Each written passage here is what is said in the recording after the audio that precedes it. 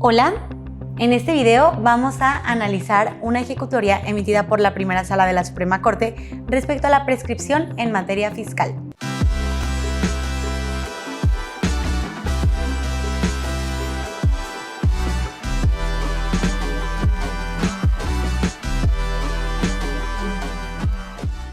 El pasado mes de mayo de 2024, la Primera Sala emitió la tesis con el número que les vamos a dejar en pantalla y que dice al rubro prescripción del crédito fiscal.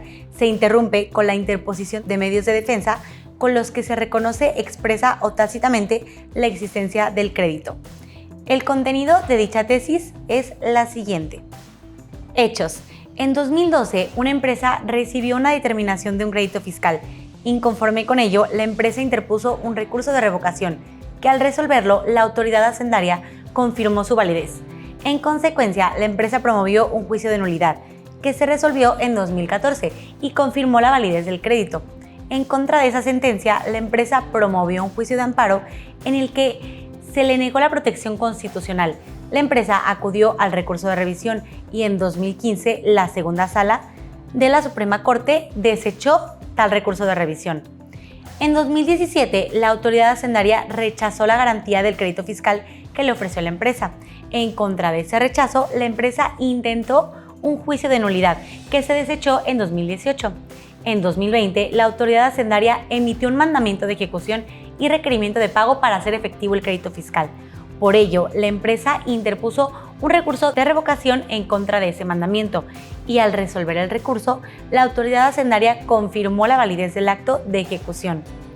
Ese mismo año de 2020, la empresa promovió un juicio de nulidad ante el Tribunal Federal de Justicia Administrativa, en el que alegó que ya había prescrito el crédito fiscal de 2012, porque el artículo 146 del Código Fiscal señala que los créditos fiscales se extinguen por prescripción en el término de 5 años.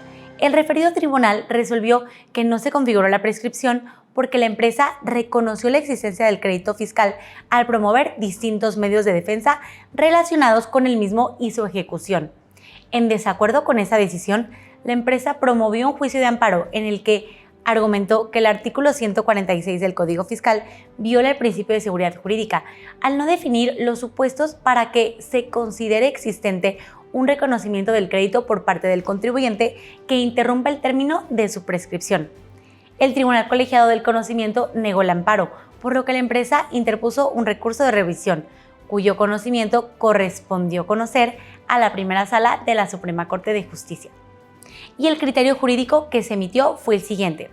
El Código Fiscal de la Federación señala que el plazo de la prescripción de un crédito fiscal se interrumpe cuando la persona contribuyente reconoce expresa o tácitamente su existencia. Eso ocurre en cada ocasión en la que la persona interpone medios de defensa en contra del crédito o su ejecución, de los que se desprenda que reconoce expresa o tácitamente la existencia del crédito. Así, la norma respeta el principio de seguridad jurídica porque permite a las personas saber que el reconocimiento de la existencia del crédito interrumpe su prescripción sin que se requiera la previsión de un catálogo de supuestos para ello. Dicha interrupción puede darse tantas veces como la persona acuda a los medios de defensa en contra del crédito o actos derivados de este, si en los medios de defensa expresa que conoce el crédito o pueda deducirse que lo conoce. Y la justificación de la Primera Sala para sostener este criterio fue el siguiente. En la doctrina del derecho fiscal se contemplan dos tipos de reconocimiento sobre la existencia de créditos para renunciar a la prescripción o interrumpir el plazo para que ésta se configure. El primer tipo es el expreso, el cual opera cuando el contribuyente lo reconoce sin lugar a duda, mediante la expresión oral o escrita, por medio de cualquier tecnología o signos inequívocos de su voluntad. El segundo tipo es el tácito, que subyace cuando, sin mencionar nada al respecto, existan hechos indudables que presupongan su conocimiento sobre la existencia del crédito o permitan deducirlo. En ese sentido, si una persona promueve medios de defensa en el que expresamente reconoce los créditos fiscales o del que pueda deducirse que conoce su existencia, se produce la misma consecuencia jurídica, que es la interrupción del plazo para la prescripción de esos créditos. En efecto, de acuerdo con el contenido del artículo 146 del Código, la prescripción de un crédito fiscal puede interrumpirse con el reconocimiento expreso o tácito del deudor respecto de su existencia.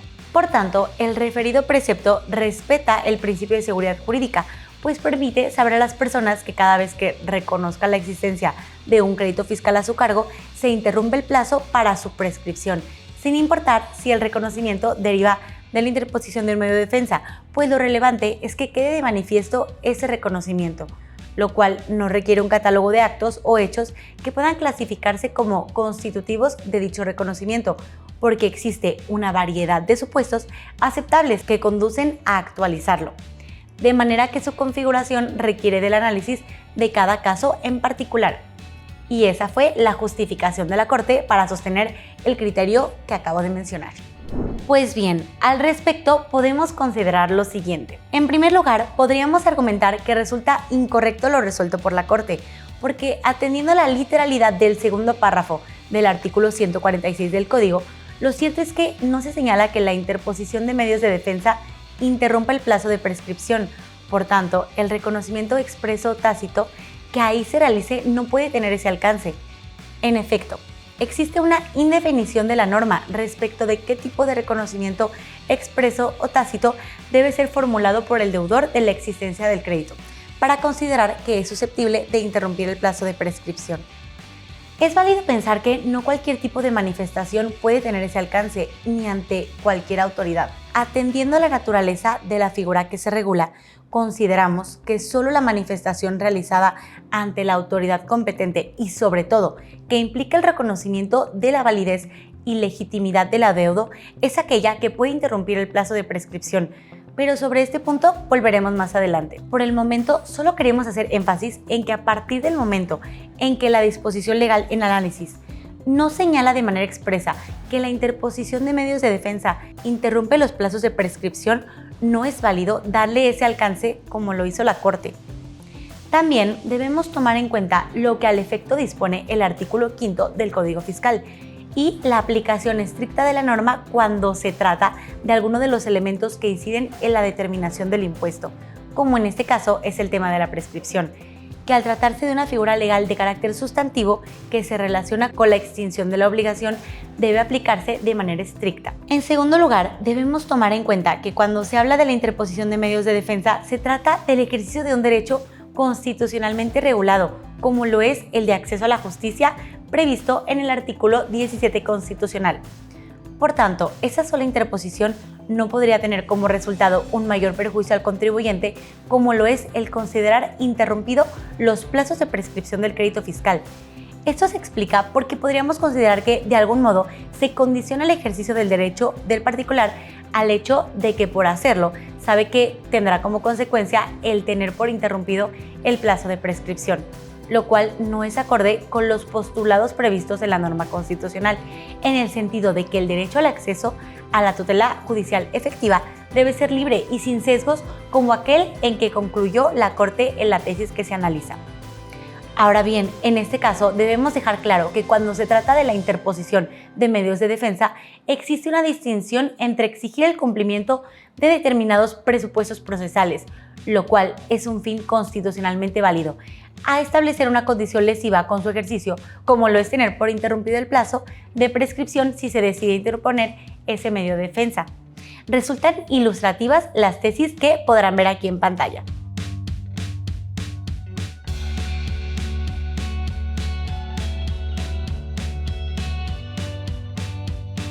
En este caso, deberíamos analizar la naturaleza y aplicabilidad del principio non reformatio in peius, locución latina que se traduce en no reformar en peor o no reformar en perjuicio, utilizada en el ámbito del derecho procesal y que rige todo medio de defensa.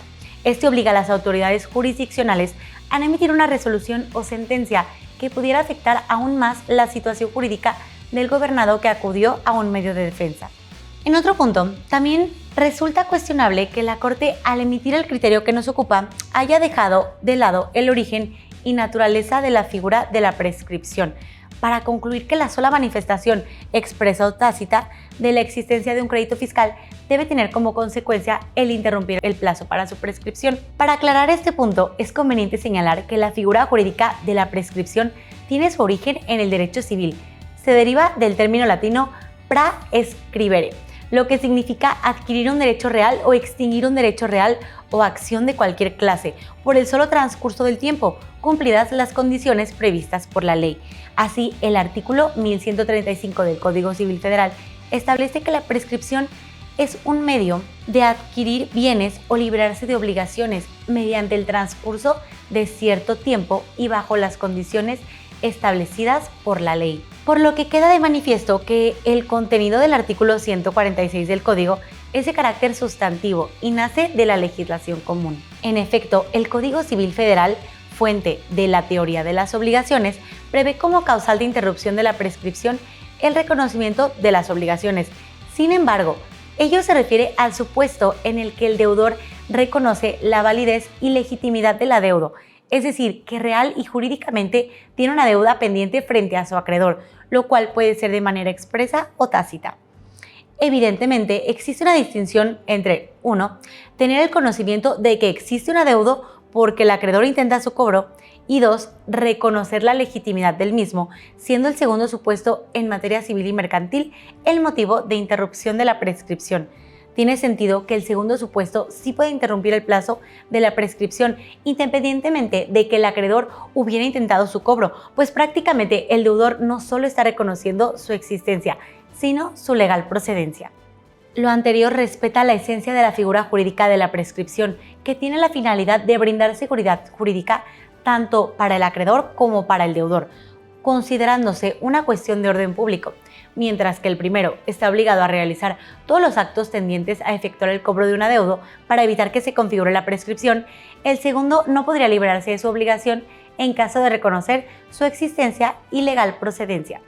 Sin embargo, un caso muy diferente se da cuando el acreedor intenta efectuar el cobro de un crédito que puede o no estar legalmente determinado y en su contra se promueve algún medio de defensa por existir alguna ilegalidad en el mismo o en virtud del procedimiento de cobro.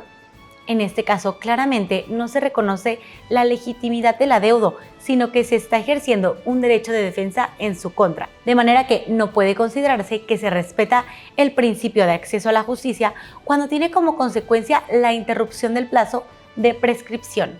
Bueno, estos fueron nuestros comentarios respecto al criterio emitido por la primera sala.